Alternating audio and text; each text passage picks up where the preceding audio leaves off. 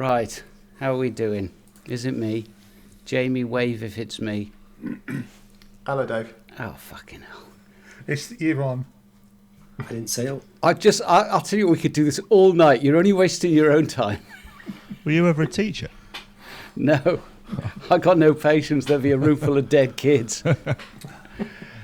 Right, okay. So I'm just going to start and we'll see what happens.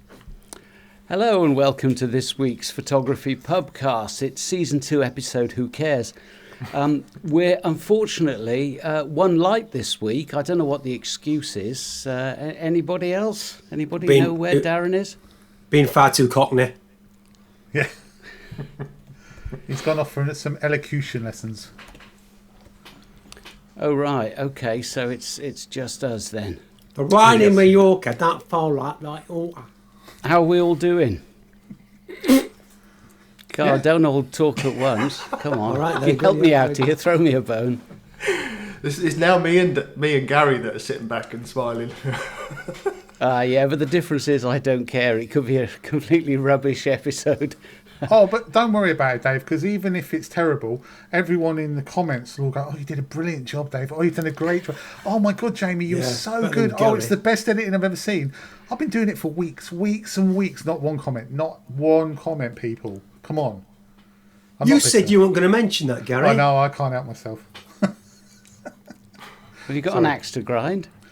I've always got an axe to grind. I've got several axes. I'm running out of grindstones. Oh, well. Anyway, yeah, it's a pity Darren can't make it this week, but it's just the 5 of us. We'll do our best to keep you entertained. Yeah. We've got a packed show this week. We've got no meaty topics like we normally have. What I've done is I've gone back over all the topic listings and scraped out all the crap, the sweepings off the kitchen floor that we've deemed not worth doing, and decided that we'll catch up on some of those. So who knows what topics might crop up. But on the plus side, you haven't had to get ready or anything. That's just very true. So there's some of those that Darren put on which were horrible. I hope we're not doing those. What was it? Testicles for hands or penis? Something like that, wasn't it? Yeah. Which would you write? Yeah. Looking forward to that. Okay, so first of all, let's start with something we haven't done for ages, which is what are we all drinking? Ooh, we used to do that every week, didn't we, at one point? Obviously, it was boring, but nevertheless. Anybody drinking anything interesting? Chamomile tea. Oh, yeah. Sorry? Ooh, two of you non-alcoholics this week then. Chamomile tea. Not to the point of Diet Coke.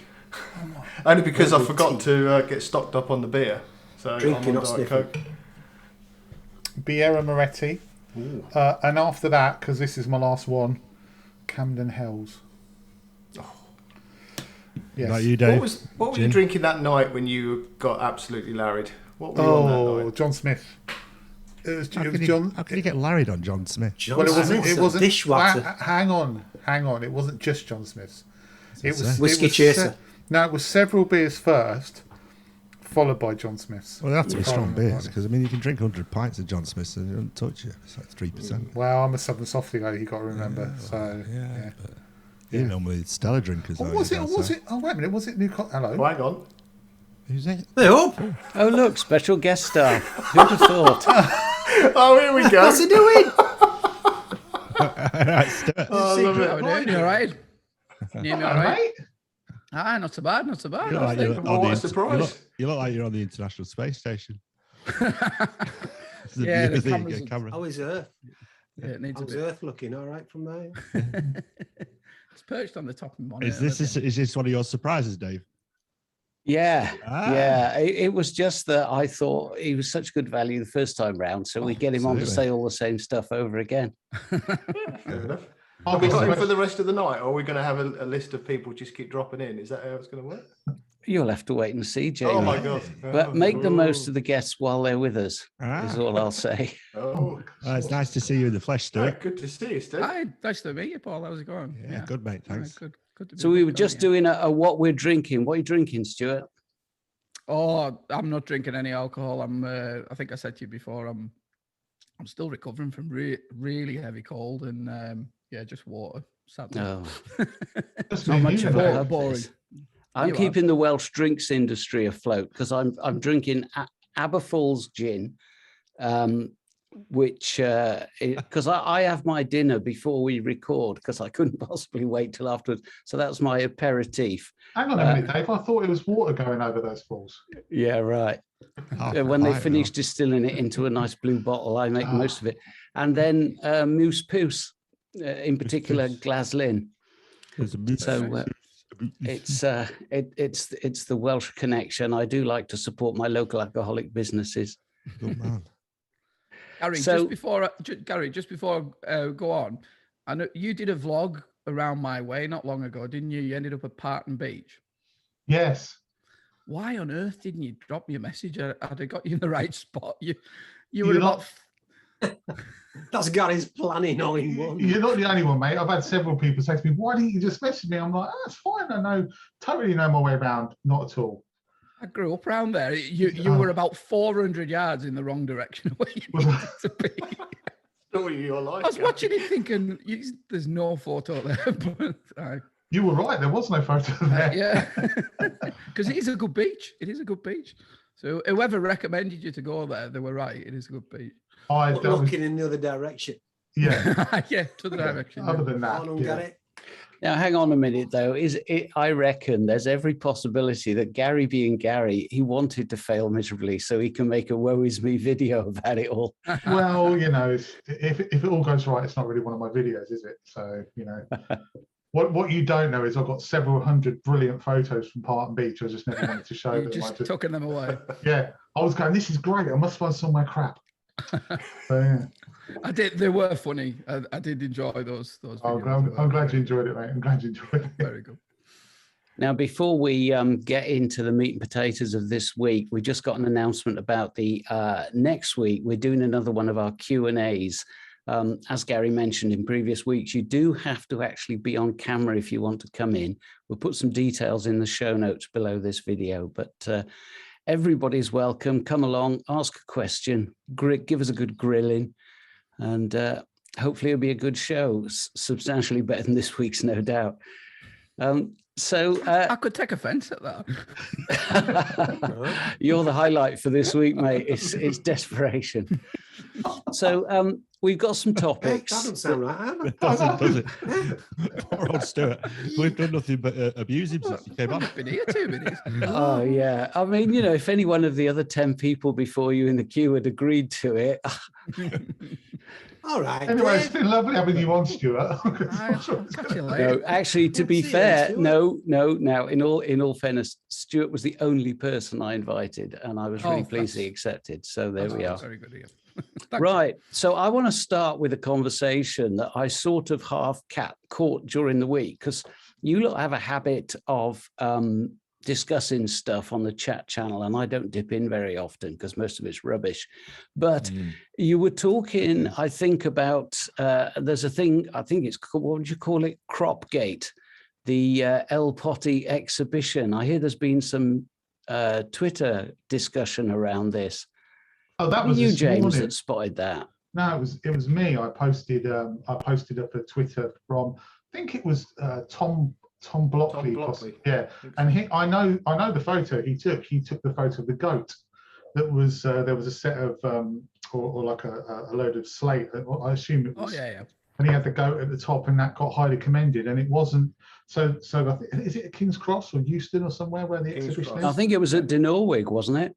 No, I mean the exhibition. Waterloo.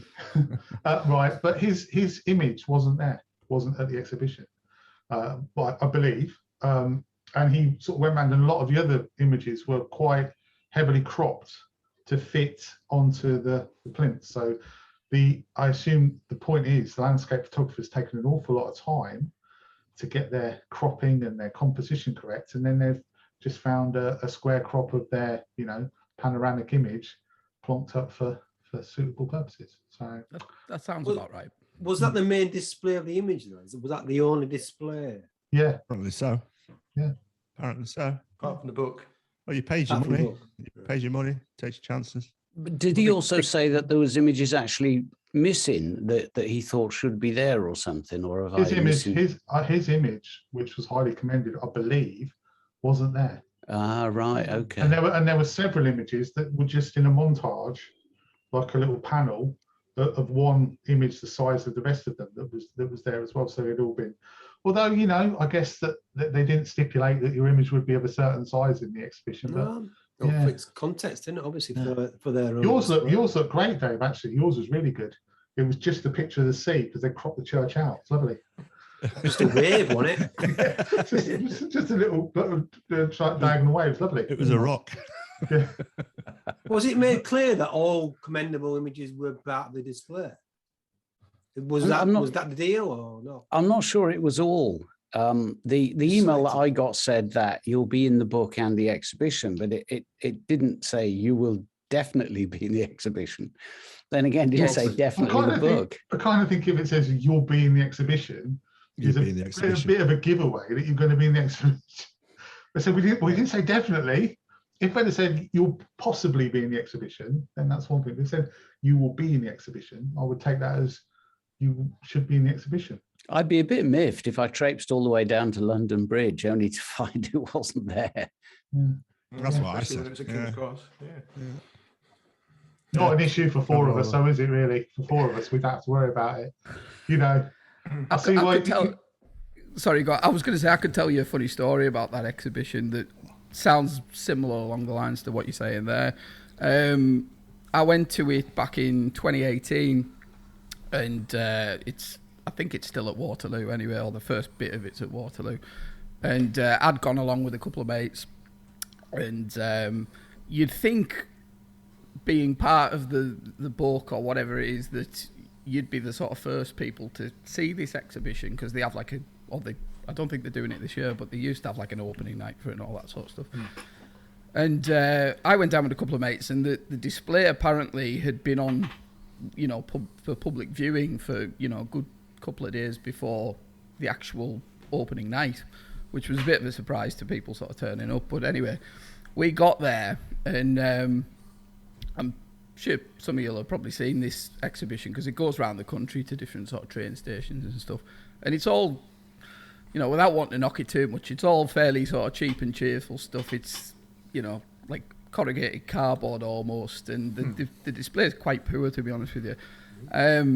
But anyway, we went down for this opening night, and they sort of barriered it off where people were you're supposed to walk through to get the food and stuff. And obviously this had been open to the public for a couple of days previous, and someone had obviously, just because you can get right up close to these things, no problem, you know, you're right next to them. And someone's obviously walked past one of the displays with like a sharp object in a bag or something like that. And it was Neil Burnell's image, funnily enough. And we got there, and there was this guy on his hands and knees. This is before the opening night for the, you know, the big exhibition. And there's this guy on his hands and knees with like a French painting sort of kit, desperately trying to sort of touch up this picture of Neil's that had this massive, great sort of white gouge through the middle of it, you know. So we're walking along, and as soon as I catch on, it's Neil, because I'm mates with Neil, and I'm there sort of videoing it, because Neil didn't go that night, and I message him. I says, "Hey, have a look at your picture here." You know, it's this guy trying to desperately sort of rub it out, and I just thought, what on earth is this? You know what I mean? But that thing about you know, an image not being on display or whatever, just that doesn't surprise me at all, because they crop them heavily in the book as well. There's loads of stories of. I know one of my images a few years back had been cropped quite heavily, and obviously, you know, as photographers, you want the image to be displayed as you intended it, because that's how you would have shot it. But then for someone in publishing to then obviously just go and take a big hack at it almost, you know, it kind of takes the shine off it a little bit. But I understand, obviously, they've got to, you know, see, Stuart, I don't. I mean, the thing is if it's a photograph, it's like a painting. If you got the Mona Lisa and you cut half of it off, you know, if they're going to tell you they're going to put it in the book, then they put it in the book as you shot it. Everything, nothing else should matter. You know, I mean, you'd think you would, wouldn't you? You would. Think. To be fair, they don't get a lot of money in, so it's probably it's probably quite a budget. Really, you know, they don't make a lot of money out of it, so you can imagine it's going to be quite low tech. Yeah, they've got to cut costs somewhere, haven't they? Yeah. There's holidays and yachts to be brought. Exactly. That's right. Absolutely. Well, hopefully it's still worth swinging by and having a look if you happen to be anywhere near the South Bank. But other than that, don't make the effort. I just feel sorry if people have gone down to look at their images and they're not there. You imagine travelling down from Liverpool or Manchester. Yeah, I must admit that there's a certain element of sort of, it's okay if you live around the corner, but I'm not sure I would go down specifically to look at my image. There's a certain narcissism about, I'm going to go all the way to London just to check on my image.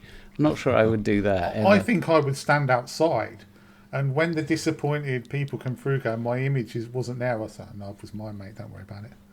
You'll be all right. Yeah, what, with a crate full of prints? Yeah. Do you want to buy one? Have one of these. I got a Neil Burnell here, slightly damaged. But do you know what it is? I mean, yes, I'll just say it. The exhibition, to be honest with you, as it stands at the minute, I don't want to sort of slate people too much, but it's a bit of a letdown, to be honest. I mean, the only time I went, you've got people travelling hundreds of miles to go to this thing. When I went, you got people coming from the top of Scotland and all sorts of things to this awards night. And it only lasts for like 2 or 3 hours. And they had it on a Monday evening, which is like, the worst evening you can imagine for people trying to get in and out. And then the display itself, it's quite sort of porky, and it kind of feels like it's done on the cheap a little bit. And years ago, before you are, that's why it's a Monday night, cheapest night to hire a venue. Well, they get Network Rail sponsor it, so they're getting probably quite a lot of it anyway. But the years previous, it used to be in the National Theatre, I believe, and all the images were on display as you would want them. They were framed up and they were under nice light and all that sort of stuff, how you would expect that kind of thing to be. But in its present form, it's, you know what I mean? It's not the best, to be honest with you. Do you think it'll further devalue the interest now, then, Stuart? I say further. Based on the quality of the winning images this year. You're just trying to get me in a hole. Yeah, I am. No, to a section of photographers, I think it already has, but I think they've made the choice to go down the commercial road with it, and in my eyes, I think they're going too far with it on that front, and the quality's kind of lacking in it now, but. I don't know whether it'll continue along that road or whatever, but it certainly feels to me anyway like it's very heavily commercialised now. I mean, you've only got to look at how many people are entering it, how many people they shortlisted last year, and putting a purely commercial head on. If you put a wide range of images of varying standard, the common sense thing is it's going to attract a wider audience. So, for the bank balance, it's probably great, but for the purist, I'm not too sure. That's my diplomatic way of putting it. Anyway. We know what you mean. Yeah. You know what I mean. I think the quality was still there; it just wasn't rated correctly. If you know what I mean. Well, I recommend all the images were better. Yeah, I mean, there's still some great. Look, there's still some great images in it. I'm not knocking that, but I think overall, as a sort of, if you're taking it across the whole book, I'd say the standard is probably a little bit lower than it is in past years, but they've changed the judging around. They've got a few people on there that I think you were saying last week that aren't photographers, and they'll have obviously different views and tastes and all that. I think the biggest problem it has is that because it's always had this reputation of being, the biggest landscape comp we have and all that sort of stuff, people entering it probably have a perception of how the comp should be. And then when it doesn't sort of match those expectations, everyone gets up in arms in it. Whereas I don't think the competition really actually sort of promises to be anything, really. It's just, if you take it at face value, it's a book that caters to a wide audience that obviously has commercial considerations, and it's a fairly broad brush of what UK landscape photography has been over the past year. But it's, if you were saying, is it like the sort of elite of the elite of best landscape photography you'll ever see? Well, it's obviously not, but I don't think it sets out to be that, and I think that's probably sometimes the problem. I think people expect some of the images to be better, and when in reality the competition isn't promising to be anything different, you know what I mean? To be fair, the elite of the elite was on our show last week. With the people who entered out, there were some very good images, some good images that we couldn't put through. So yeah, very good. Oh, by the way, the winner has now taken delivery of his prize and apparently thinks it's quite good. So Quite good. I think what we should do, though, is we should, publicly say thank you to Gavin Hardcastle, because he donated it. Yes. So thank you for that, Gavin. Much appreciated. Yes, much I have appreciated. written to him and thanked him, but worth doing it publicly, I think. Okay, shall we move on to another topic? Because we dragged LPOTY through the mud last week, and now he just stomped on them. Yeah, I kind of hijacked it a bit. This. No, that's fine, mate. That's why we wanted Good you on. stomping, Stu. Go on, man. Okay, something we don't really talk about that much, actually, surprisingly, when you consider the extent to which it influences what we do. I think these are questions from Jamie, and I'm going to lump them together a little bit because they're all very closely related. Is our processing style influenced by what we see online, books, or do we have a pre-visualized view of the edit when we take the shot? And how long do we spend on processing, and how do we shortlist the images which we end up processing? So just a sort of potted, what's your process, what's your thought processes, and to what extent is it part of your photography? Because I think for some people it's a big deal. It's, they'll spend way longer on processing, and others try and do as little processing as possible. So I think it might be interesting just to sort of go around and see what we do with that sort of thing, because we haven't really talked about it in any depth, I don't think. And if we have, oh dear. I'm gonna throw it out to Jamie to start with, because I think it was your questions, Jamie. Yeah, it was. Yeah, no, I was editing this week and was thinking to myself that I was going through the selection of images I took last weekend quite quickly, and was sort of going through them in the timeline, clicking on each one, checking the focus, make sure I was okay. Yeah, that one's okay. I'll rate that and come back to it. And I did that whole process of shortlisting from the import from the memory card quite quickly, and then I looked at the individual images and said, right, now how I'm going to process that, and that whole editing piece I did, as I say, in quite quick time. Now I start to think to myself, look, am I doing this too quickly? Am I just going through my sort of own regurgitation of what I do as a standard process of editing, and not really stopping and thinking about how each image should be processed? And therefore, am I not getting the best from that image because effectively I've not spent long enough on it, so I'm not getting the best on it? But then I thought, well, actually, if the image stands up good enough to be edited quickly, then surely it's a good image for me, and the fact that I'm not spending a lot of time on it is a positive thing. So it was just an interesting question to sort of get your guys' opinion on, because how quickly do you edit your images? Do you have a processing style? And do you follow the same style each time, or does it change depending on the shoot and where you take it and the conditions you have? Because mine, as I say, I think mine was quite quick, and I don't think I was probably taking as much time as I should be. And are you influenced? Do you have a style, a specific influence? I would admit that, He uses presets. Yeah, he's got a style, Mark Littlejohn. Yeah, preset. Mark Littlejohn's presets. He all on mine. Yeah. He goes, looks at this, no stars, Mark Littlejohn preset, no stars, no stars, Mark Littlejohn preset. No. That's your process, isn't it? And then pump it out, and you get nice comments on Twitter. You've got it. Yeah. Cool. No, I do get influence. There's several photographers. Lee Dorey is a great woodland photographer that I respect a lot, and I think his processing style is one that I don't tend to copy at all, but it influences the way I process as well, the way that others process their woodland images particularly.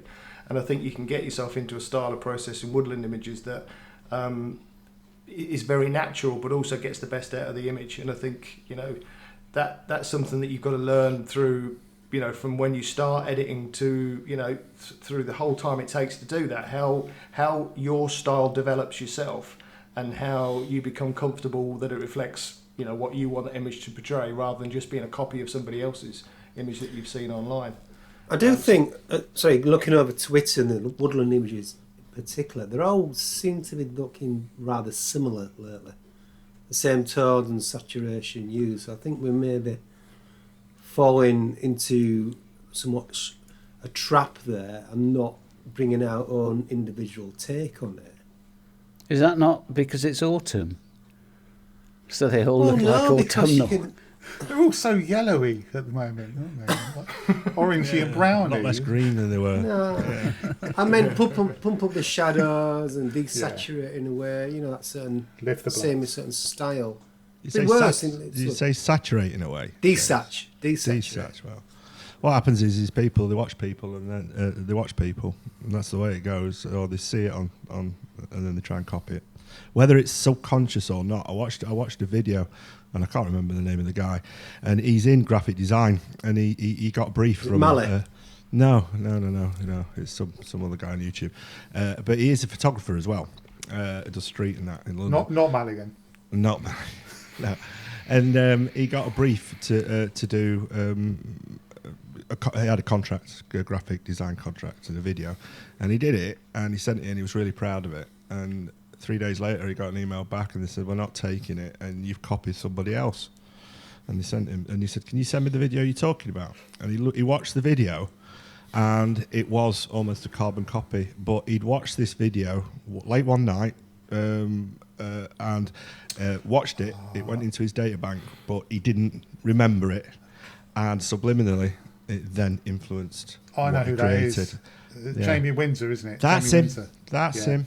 Yeah, That's I watched him. that one. Yeah, and there's a name for it. There's a psychological name for it. So people may well see a woodland image, think that's nice, and then it will either consciously or subconsciously influence the way they edit. I think you can't help it. You can't help it. You look at what you consider to be a nice, pleasing photo. So if I go on Twitter, for instance, and Jamie's put up a photo, and I go, I really like that, then I'm going to be influenced by that.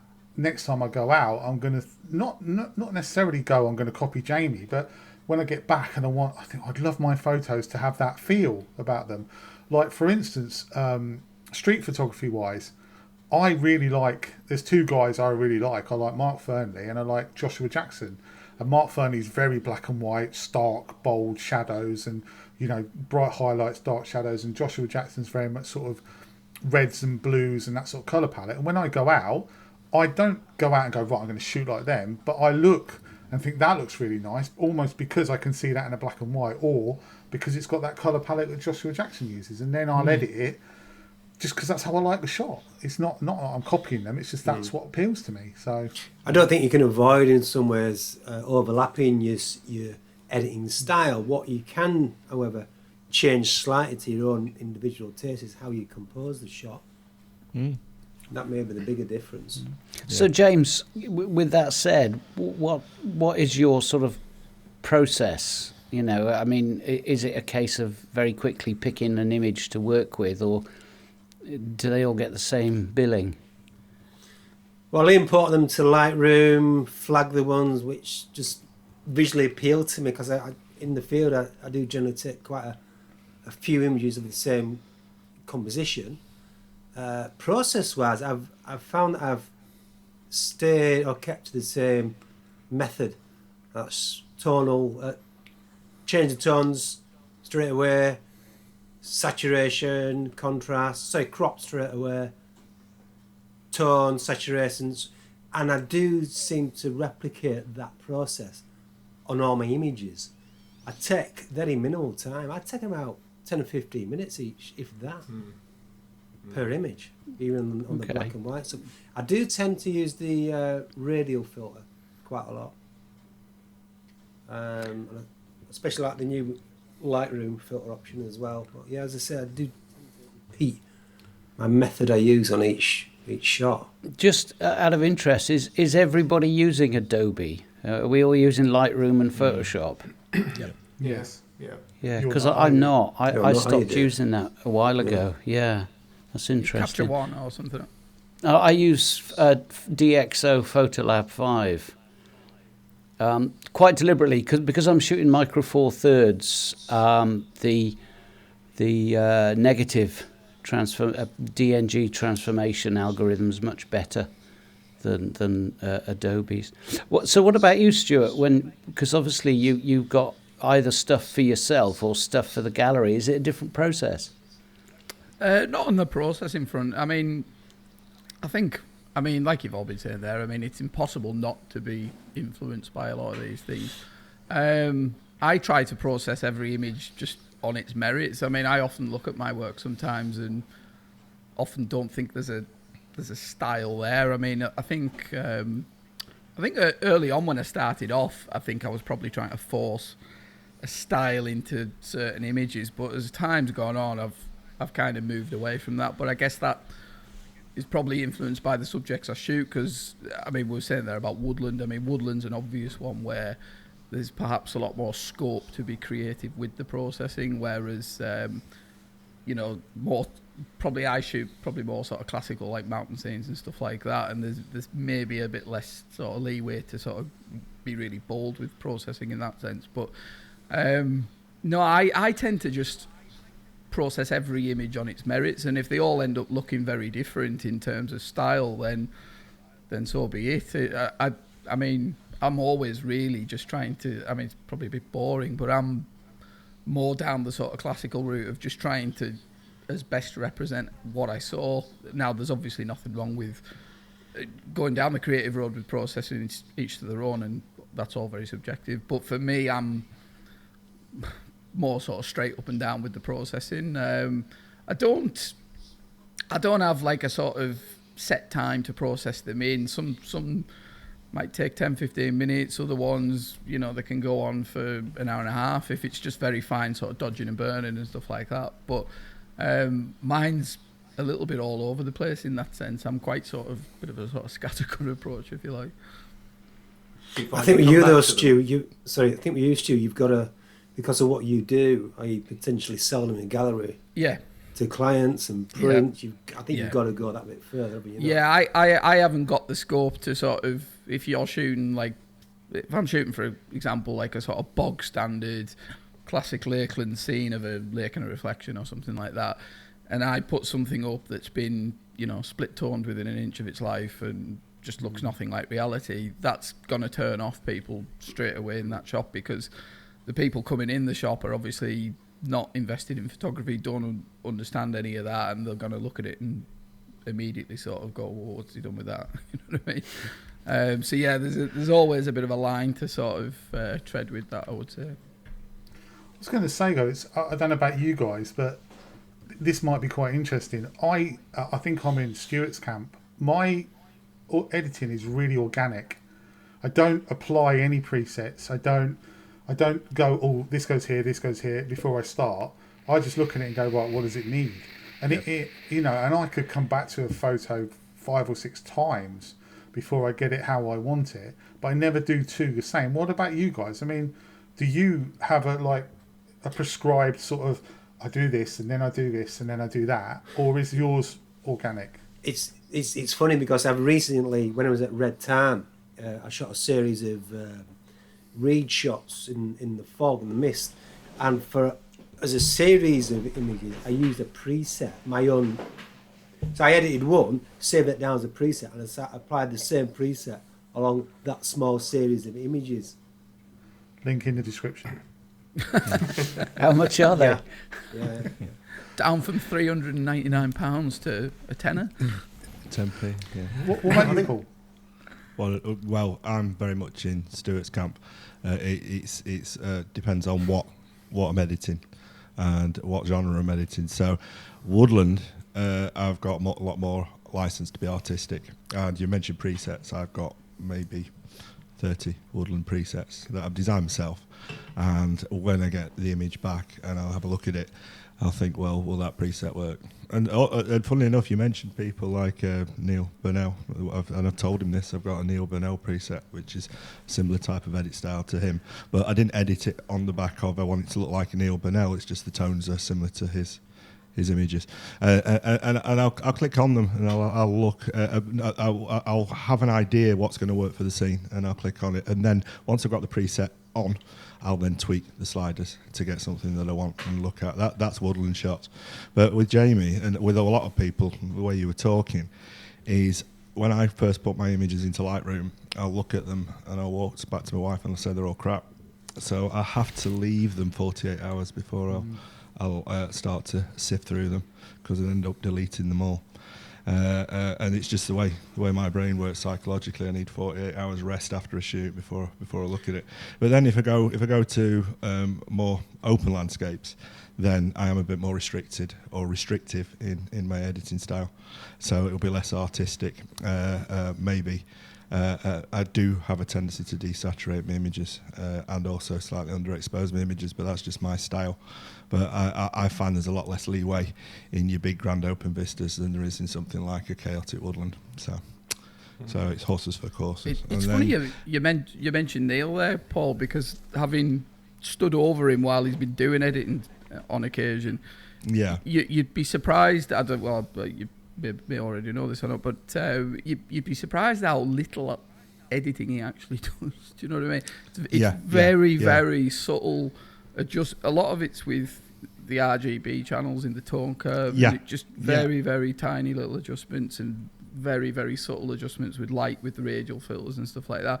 Because I think a lot of people sort of look at his work and sort of think, well, there's a lot of process. No, I don't think there is, but you just say it's a slight tonal differences. Yeah. I mean, it's if you look at the subjects that he shoots in the light in the light that he shoots. Yeah. That's what makes the image. And you're right, you can't replicate one of Neil's Wisman's wood shots in Lightroom. You've got to be there at the right time of day with the right light.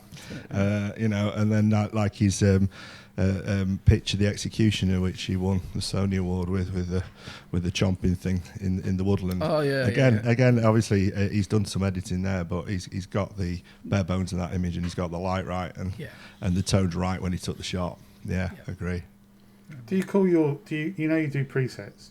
Do you call them things like Misty Unicorn? I'll have Constable. So that's after. John Constable and J.R. Turner and that type of thing, and then Honleywood's winter and Honleywood's spring, and that type of thing.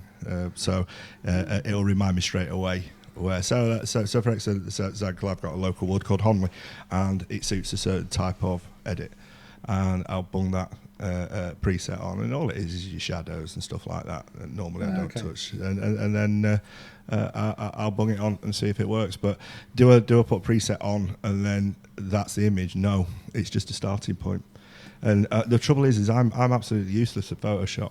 So the only thing I really do with Photoshop is add a very, very, very small amount of Gaussian blur in Photoshop. But 99% of my stuff's done in Lightroom, because I've tried in Photoshop and it just ties me up in knots and the images look dreadful. So I try to keep things as minimal as possible by just using one piece of software. I must admit with Photoshop. Sorry? They're so close together, Lightroom and Photoshop now, though. That's it. That's it. They are. Mirror. Yeah. With my processing, I must admit, I tend to very quickly identify which images I'm going to work with, simply because I spend so long on them that if I thought, I'll process half a dozen and see what happens, it would take me forever. So I really do have to button it down to the ones that are worth investing the time in. But like you guys, I do tend to go away and come back and go away and come back. But the overall process itself, I could easily spend 2 to 3 hours on an image, easily. And I think that at the end of it, I do sort of, by accident, have a sort of processing style. But I don't set out with that. It's just that I kind of quite like how they finish up. So they tend to be semi-homogeneous. That said, I'm shooting the same sort of thing all the time. It's usually either a mountain or the coast. I don't really shoot much woodland, so... So when you take the shots at the time, have you got an idea how you're going to edit it when you're actually taking it?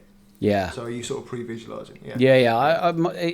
In the past, it wasn't. It was spray and pray, and see what came up. But I think now I take fewer shots in the field because I don't waste my time on stuff that I just know isn't going to work, and you can pretty much tell straight away. So I'll be deleting shots off the SD card before I pack up and come home.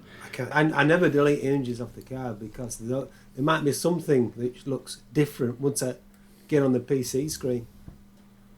But going back, I mean, I'm that efficient in the field these days that a lot of my images are straight out of the camera anyway, so very minimal editing required. What edits your what influences your edits? Is it conditions or is it the composition or the location? That's an interesting one because for me it's conditions. So conditions, so it depends what the light, but whether it's foggy, whether it's raining, especially black and white. Yeah, definitely. This has got black and white. What about the rest of you? Is it conditions or location or both? Conditions. I think mine's.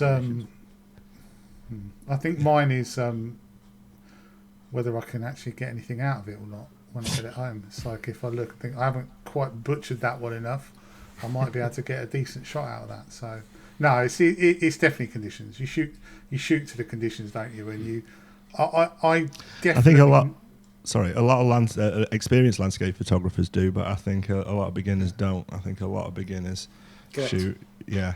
Well, that's what I was going to say. It's a good tip. Yeah. I definitely now look at it and say, I pre-visualise looking at conditions. So when we went to Home Fen, when it was horrible, I looked at those first few images. Because James was here, by the way, that was what was horrible. Yeah. No, the weather was awful. It was drab and grey and horrible. And I thought, well, there's no point.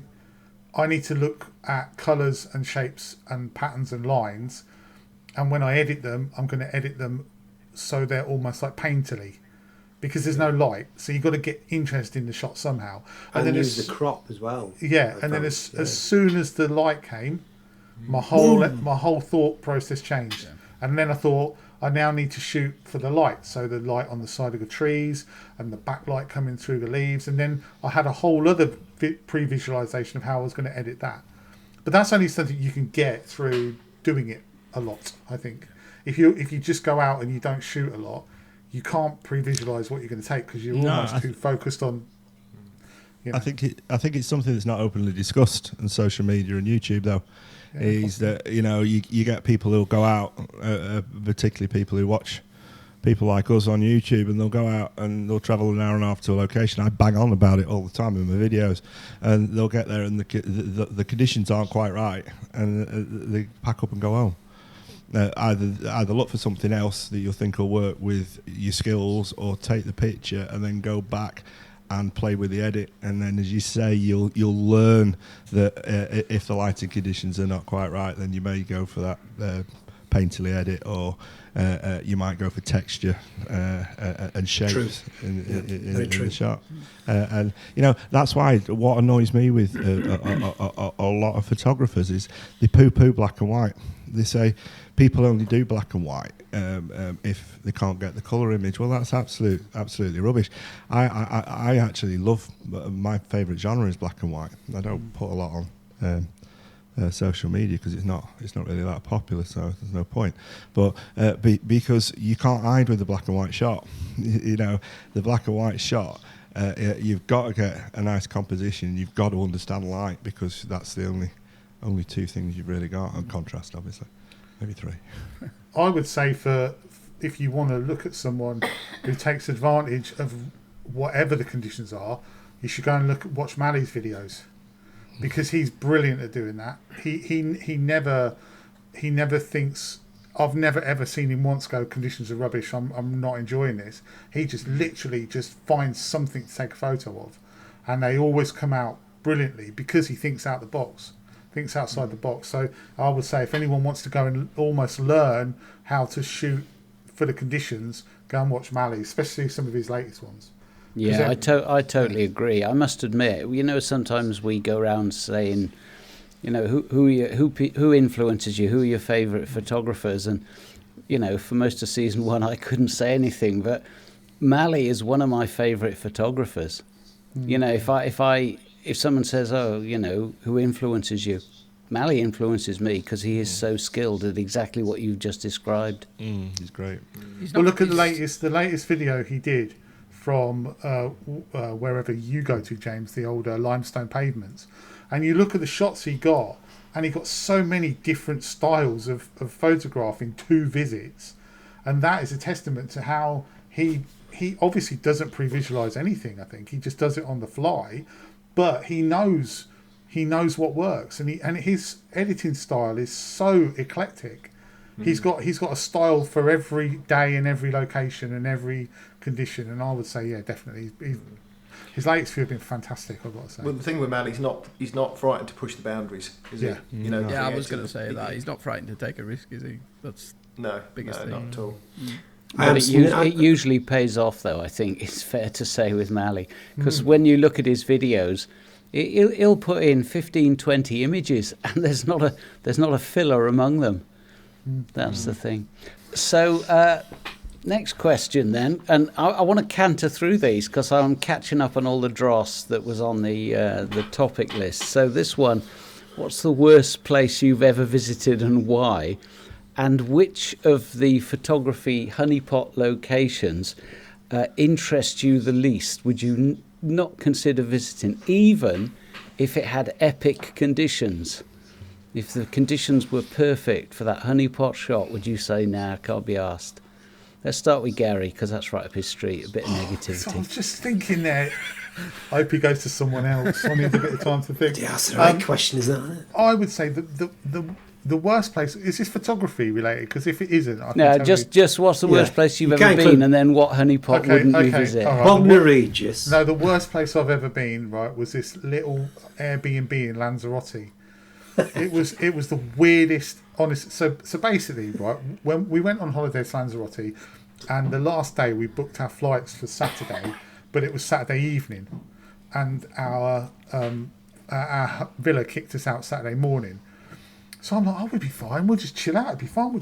No, we couldn't do that. So we had to go to this. My wife found this Airbnb in Arrecife, which is the capital of Lanzarote. So we went to it, and it was the weirdest place. This little Chinese woman came out. No offence if you're Chinese. How are you all? Like, want to come in?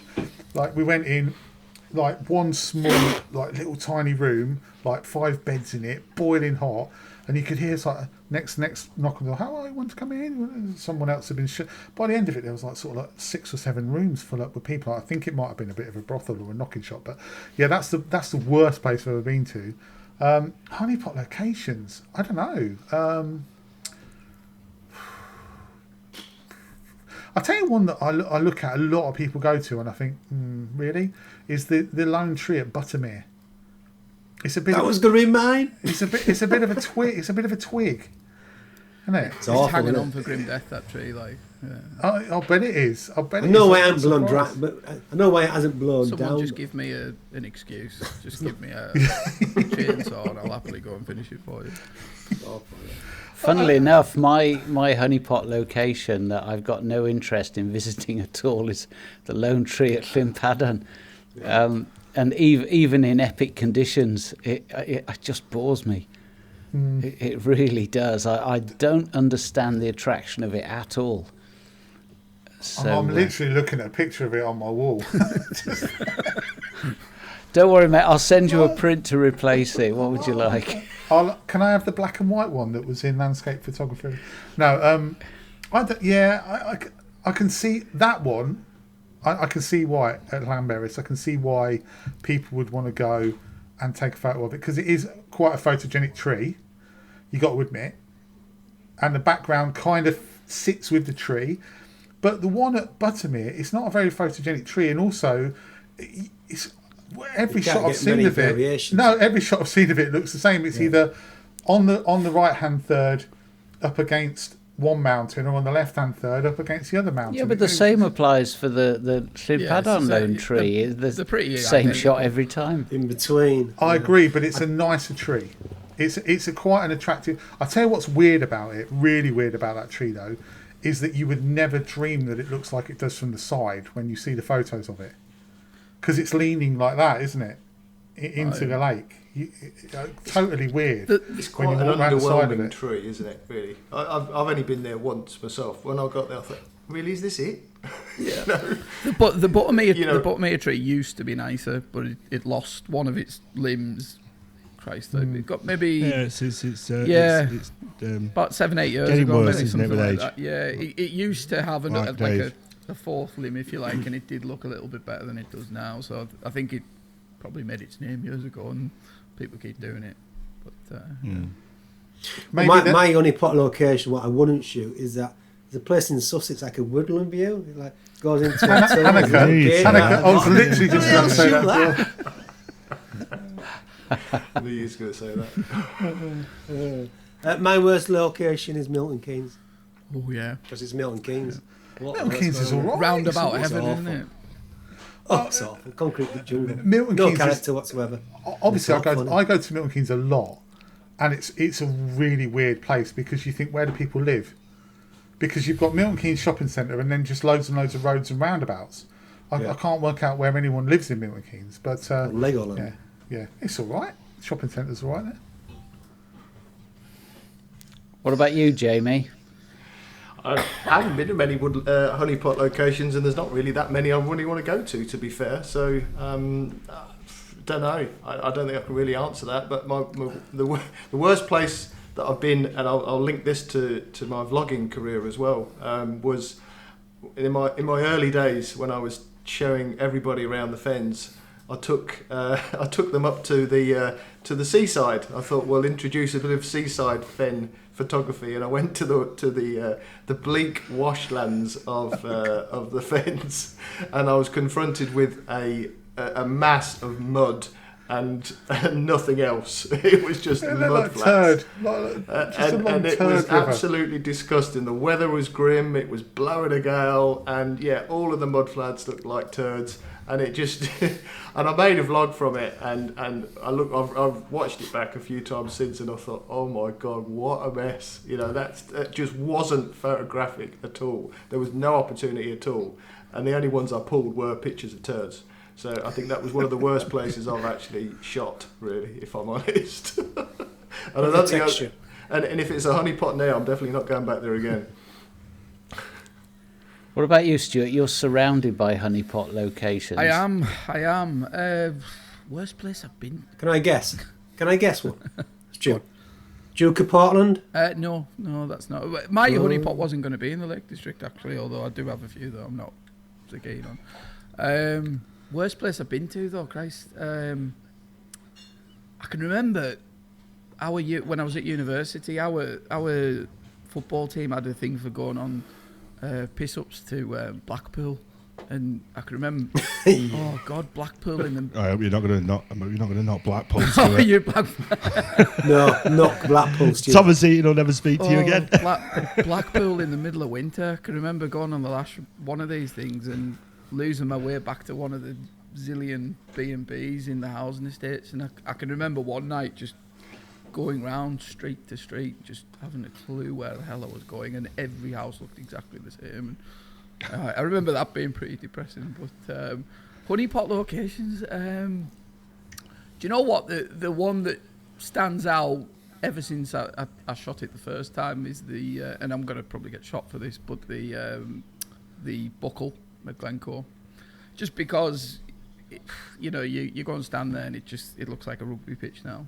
And it's a really stark reminder of how photography's obviously getting more popular and all that sort of stuff. And you go and take this shot, and first time I got there, and it was just a scrum had gone through it, and I just thought this does absolutely nothing for me at all. But yeah, probably that one I would say. I think. Is that with the waterfall? Yeah, the one with the waterfall. It's like 50 yards off the road, and I mean it's it's a beautiful view and all that sort of stuff. But it's been so tramped down now that there's like barely any grass there, and even when I haven't been doing it that long, going back to 2016, and even then it was sort of it was getting tramped down then. I can't imagine what it's like now. So probably that one I would say. But there's a few in the lakes that are like that as well. Just. What about you, Paul? Let's have yours. There's a lot of honeypot locations that I wouldn't go back to because I've already shot them. Somebody mentioned the Buttermere, but I think the one that stands out for me was the fairy pools in Skye. I was really expecting something special, and really all it is a big blue stream with a nice backdrop, and there's one area, one nice shot, which is the typical archetypal shot. It's easy to get to, and if you were going to Skye, I'd say go and take it. But I think possibly it was because Skye is so beautiful that a lot of the other honeypot locations absolutely blow you away, and so do the non-honeypot locations in Skye. But I was distinctly underwhelmed with the fairy pools. But I may well get shot down without. I mean, I got a lovely shot from it, but it looked like 10,000 other shots everybody else got, and if you took the background out of it, it wouldn't be anything particularly special. And then worst place I've ever been to, I lived in a place called Gene Autry, and if anybody knows country singers, he was a famous country singer, and they named the town after him in Oklahoma. Yeah, country singer in Oklahoma. And it was when I was a flight instructor over in America in my younger days, and I was stuck there for 6 months, and it's in the back of beyond. And to be honest with you, if it wasn't for the people that were there's some good folk there, I think I'd have strung myself up or got hold of a shotgun, because it's just in the middle of nowhere, and mile after mile of bland nothing. And you travel 5 miles, and the thing is the youngsters. Well, we're going back 30 years, but the youngsters, what they used to do is they used to get in the cars, and they said, if you meet up on a Friday night, we go out for a drag. And I went, right, okay, what's that? They said, we drive up and down in the cars. Okay, so I went there, I had a little Honda CRX, and they all had their big Oldsmobiles and everything. I got there, we sat there, and then they drove 300 yards up the street, turned around, and came back again. And then turned around and came back again. They did that for 3 hours. And then none of them can drink, because you've got to be like 21 to drink, and they're all younger. And they're all smoking pot. And the policeman will would do you for drinking, but wouldn't do you for pot. And it's nothing to do with what you asked, but I was in somebody's house one night, a girl who I fancied. I didn't get anywhere with her, which was typical when I was like 19, 20. And they were passing around this joint, and I was healthy at the time because I was flying, and you're not allowed to take substances, alcohol or anything. And they passed it to me, and as I grabbed hold of it, I was going to pass it to somebody else. And the police burst through the door, and they said, "What's that?" I don't know. Somebody passed it to me. That's marijuana. That was an unfortunate game of pass the parcel, wasn't Absolutely. it? Absolutely. Yeah. So they put me in handcuffs, right? They put me in the back of the police car, and I thought, right, that's my flying career over. That's my life over. I'm going to get deported from America. And then all the people who were in the house came out and started laughing, and I'm crying. I'm going, what were you laughing at? Were you laughing at being arrested for marijuana? And then the policeman started laughing. He's still as well. What are you laughing at? The setup. Yeah, the policeman was the brother of the girl that I fancied.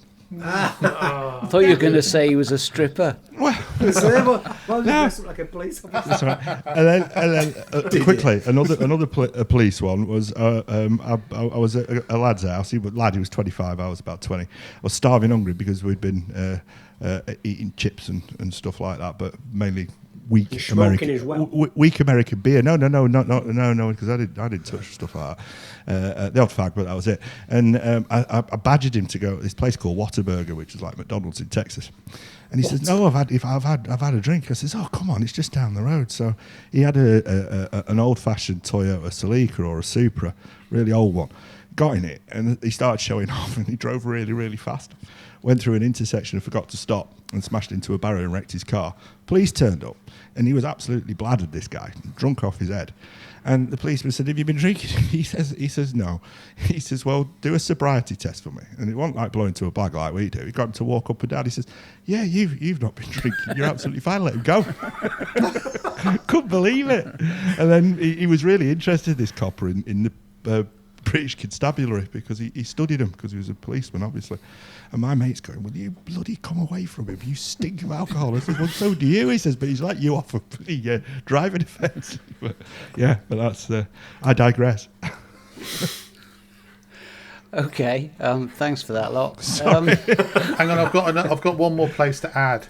to the worst places in the world. I should just say I'm not editing any of this. It's all staying in. I can't be asked. Good. Now people accuse me of talking too much. They can stick that.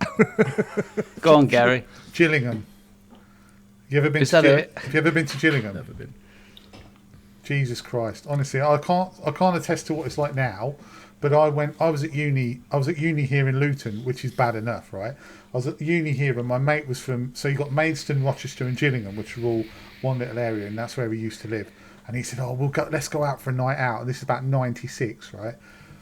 So all right then, okay. So we all drove off to Gillingham, and when we got there, we went in one of the clubs, and it was like something out of the '70s. They were all wearing like white jeans and like white sort of, the old white blazers and that, and they were like rocking out to sort of like Wham. And I was like, I appreciate, I know that's from the '80s. I was like, what is this? But yeah, Gillingham, dodgy place. Anyway, carry on. I must admit, I'm going to alienate a few people now, but the worst place I've ever been to is actually in Wales. And in these days, I wouldn't say it's the worst, but at the time I was applying to go to university, and I'd been offered a scholarship to go to Swansea. You had to go on a selection day and do a couple of exams with it. There was no syllabus, you just had to wing it. And there was, I think, 3 scholarships on offer. There was about 20 of us there, and I was offered one of the scholarships, and I turned it down because I thought Swansea was such a shithole. I went back to work there later, and I love the place now. Yeah, I remember going to Bangor, and we got to Bangor. My girlfriend at the time got accepted to university at Bangor, so we went along, and we pulled up, and there's this little tiny like square, like that looks like a sort of 1970s shopping sort of precinct. Walked into the cafe and said, "Where's the town centre?" Says, "You in it?" I was like, "We're not going here." That's quite a good Maine accent, to be fair. Thank you. Yeah. So following on from, because it kind of ties in with it a little bit, and we've sort of mentioned about honeypot locations, and it's something that I noticed, and that's why I brought this up. Are we in danger of becoming jaded by looking at too many images on a day-to-day basis?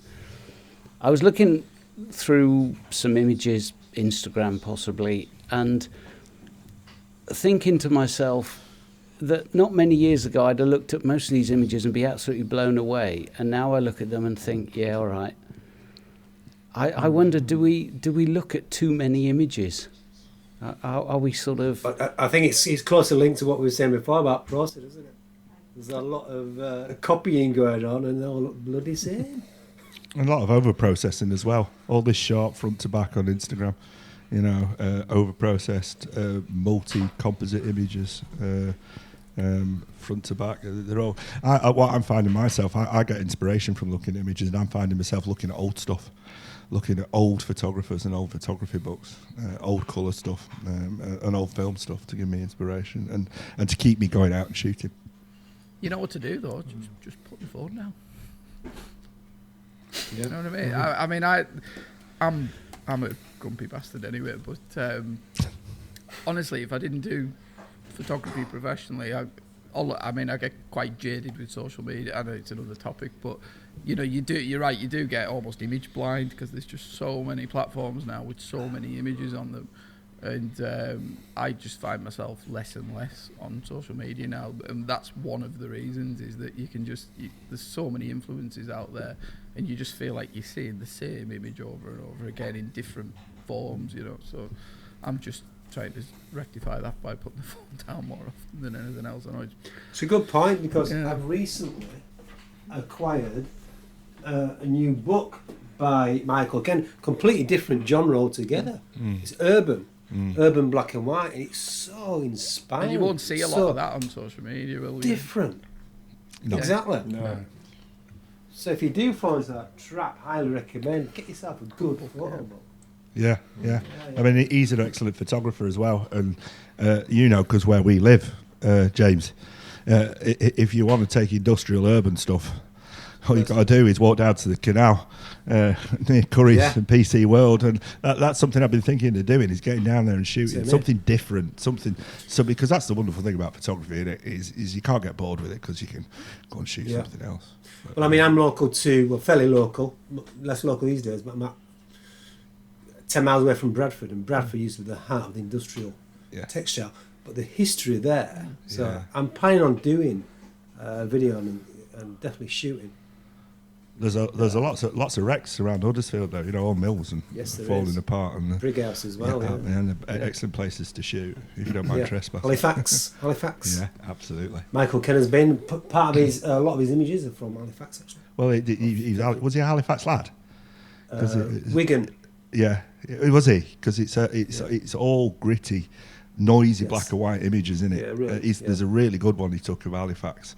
It's just like a street somewhere, and it's just amazing. Street, That's it. Yeah. Am I the only one who thinks when someone says, "Oh, Michael Kenner," and you go, "Oh, Michael Kenner, top photographer," and then it goes from Wigan, and you go, "Oh." I was thinking if he's like from San Moritz or something, it gives that little bit of sort of mystique to it. But when he goes from Wigan, you know, Monte Carlo. Yeah, exactly. Michael Kenner, Monte Carlo. Michael Kenner, Wigan. Is it Wigan or Widnes? Well, Widnes is no better, really, is it? Let's be honest. I wonder if he likes a pie bun. Is it a pie bun they have there? Oh yes, they do, don't they? Yeah. Pea wets and all that. Yeah. Wigan Pier. Witness. What I was going to say about the whole being jaded, I wonder whether that's what affects our view of landscape photography of the year. I wonder if we weren't on social media all the time and we looked at those images that are the winners and the runners up and all of those on landscape photography, we might be a bit more impressed. Maybe because our eyes are like bombarded with so many conditioned to it. Yeah, so many. You're almost going, well, this one doesn't have like, you know, a unicorn like farting stars. It's not as good. Do you know what I mean? Maybe But that was exactly my point. I totally agree with you. And what it was I was prepping for a presentation for a camera club, and part of my presentation are people that influence me, and I was looking at these images that I use as examples of influences, but that was when I was just getting into it in 1979. And if you saw those now on social media, you'd scroll past them in the blink of an eye. You wouldn't give them a second look. But at the time, they knocked my socks off. And so it was very much a case of, well, why don't they knock my socks off anymore? I mean, do I look at them more critically? What is it? And it's simply that there is just so much photography out there that I think we're sort of drowning in it a little bit. Yeah, I think you're right. That's why books have still got the value and the merit that they've got, because you know, there's so much mainstream dross on social media that we all have to go through to find inspiration or an image that we like, that, you know, we haven't got the time to do it. Whereas in books, you've got true artists that have created the books, and they're there, and you can go back to them and just pick the ones you want, rather than having to scroll through social media all the time. I think, you know, social media is what it is. It's for the masses, isn't it? It can be your phone shot to a true artist shot, and you're never going to be able to find what you want by just, you know, scrolling through. So that, you know, by separating it out and putting it in a book, you know, you're isolating the class, or separating the wheat from the chaff, or whatever you want to call it. Well, I found something really interesting that Paul said earlier. He said he loves black and white, he loves taking black and white, but he wouldn't post black and white up because not that many people are interested in it. And that's kind of kind of the heart of the issue, isn't it? That we are expected, or social media has that expectation that everything's got to be super bright, super sharp, super saturated, super something. You can't have that, like, because if you like how many images do you look at and you sort of go, oh, but then you really look at them and they draw you in and you go, my God, that's so subtle. There's so much in there that I didn't see on first glance. But if you're looking on it now, that's gone. It's gone before you've had the chance to appreciate what it is. So the big difference there is how you view your images. Yeah. Is that the problem these days? We're conditioned to view them on small screens. It's interesting though, that's exactly what we said last week when we were picking a winner of the competition. At first glance, it was easy to sort of go, yeah, okay then. But it required sort of, you know, put it on a big screen and contemplate it for a bit. Absolutely. Yeah, absolutely. You're dead right there. You are. I mean, social media. I don't use social media very much, to be honest. I mean, it's promoted there because of what I've done on YouTube. So the Instagrams, I've got a following on Instagram. But funnily enough, I've got 2 Instagram channels. I've got my channel and I've got a completely anonymous one. And the anonymous one is the stuff that I put on that I really appreciate and I really like. Are you Rachel And that's Taliban? No, Is that what it is? no, completely off the wall. Completely off the wall stuff.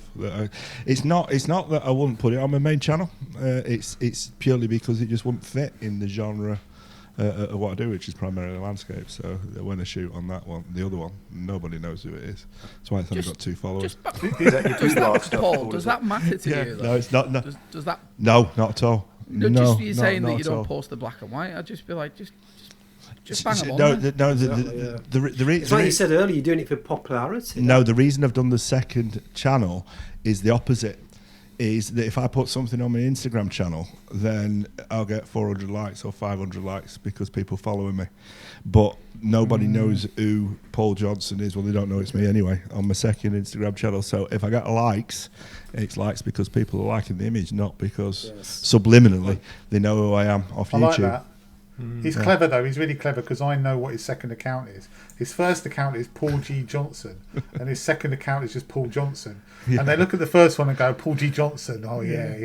And then they go, I don't know who's Paul Johnson. You notice how many middle names have been used since I started YouTube. Well, James R. Burns. James R. Burns. Absolutely. Subliminal. You see, they weren't copying. It's just that the way that it works. Owen Clark. He's got a middle name. No, you're thinking Arthur C. Clarke, aren't you? But the thing is in all seriousness, it's one of those things. Is black and white. I am putting more black and white images on my main Insta account now, and I am going to do more Insta shoots. Yeah. Okay, so we're getting to the sharp end. Let's just wrap it up with a quick fire round, as they say. It's going to be Black Friday shortly. Christmas is coming. Let's pretend we've all been very nice to our respective partners all year. So what's your next lens or your next piece of equipment? What are you hankering after? Who wants to go first? I'll go first and then I'll shut up. 50th birthday next January. So right close. And I want Hasselblad. I want Hasselblad film. I want Hasselblad film. Film camera. I want film camera. Yeah. I've got 2 Mamias, 645s, but I want Hasselblad because I've always wanted one. Like if you're a petrol head, you want a Land Rover Defender or an Alfa Romeo. I've had neither, but just even if I keep it for a year and then sell it. Okay, who's next? Come on, you must. I'd like. I don't know what model it is, but any sort of Leica camera, the hand shoot. If I'm going to get back into my... You'd like a camera? No.